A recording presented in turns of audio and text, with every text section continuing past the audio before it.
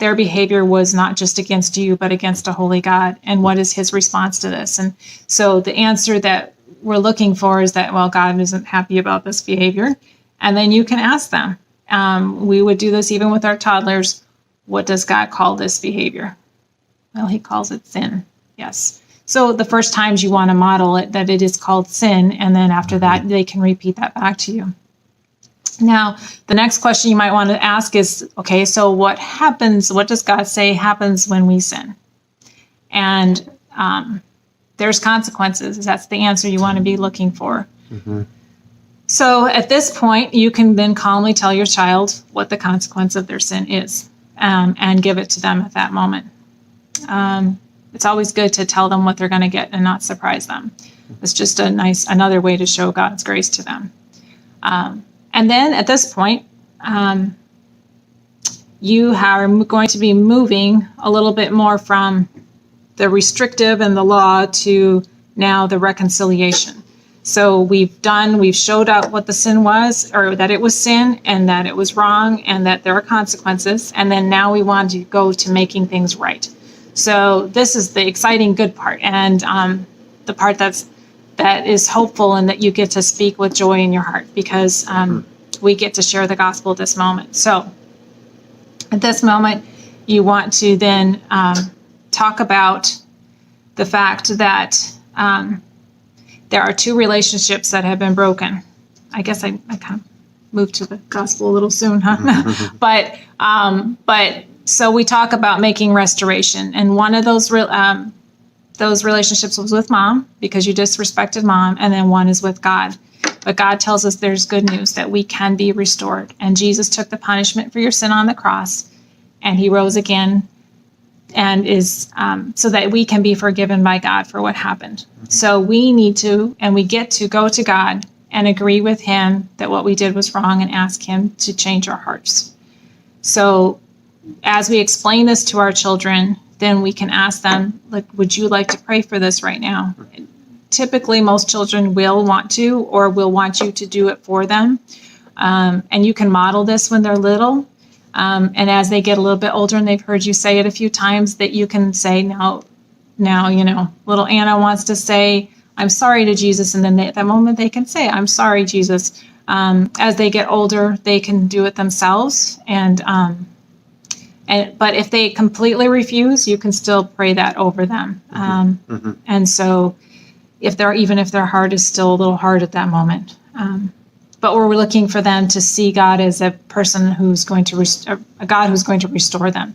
Yeah. And so that's what we're aiming towards.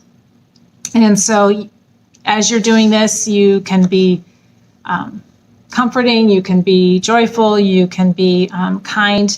And then just tell them, well, Jesus said that when we confess our sin, he forgives it. And so you're forgiven, and you can give them a big hug at that moment. And then you can talk to them, we'll move then into the second relationship that they need to mend, which is with you. And so if you're the mom in this situation, and so you would want to explain to them that when they disobeyed, they need to say, I'm sorry, I was wrong. What can I do to make it right? And as a parent, that moment,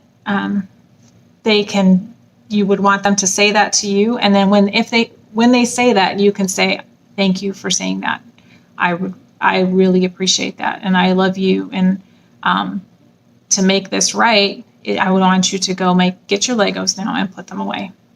And so, that would be your two ways to just affirming what they asked for forgiveness, and then giving them the thing that they need to do to make it right. But before you send them off, you always want to make sure that you give them a big hug and say, as you do this, I want you to know I forgive you, I love you. And so that when the whole discipline time is ended, you're actually in a better place than where you started.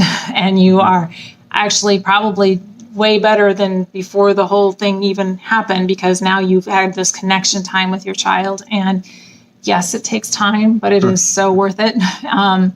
Do we do this for every little thing the child does wrong? Probably not. But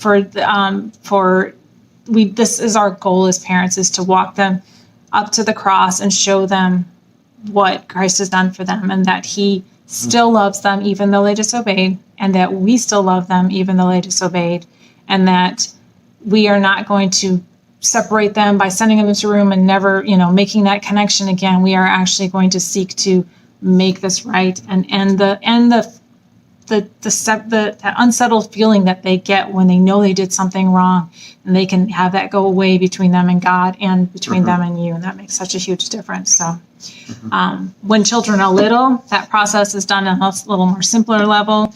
And when they're older, you can delve into different elements of it more depending on the issue that's at hand. So I hope that this helps you as you seek to bring your children to the throne of grace and as you seek to teach them to walk in Christ.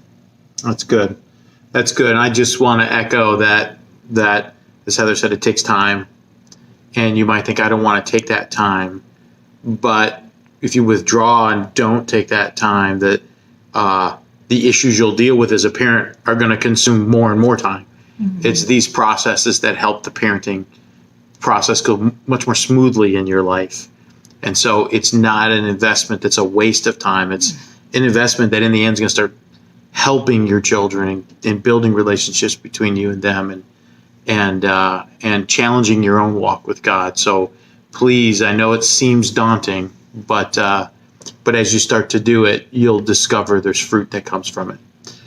So that was this week's talking about grace in parenting, grace in our lives, recognizing that I want to kind of move from the restrictions to reconciliation with our children. And I hope and pray that this was of profit to you. Next week, we're going to talk about being rooted in Christ, and we're going to talk about parenting that's rooted in the Scriptures and the role of the Scriptures in our parenting process.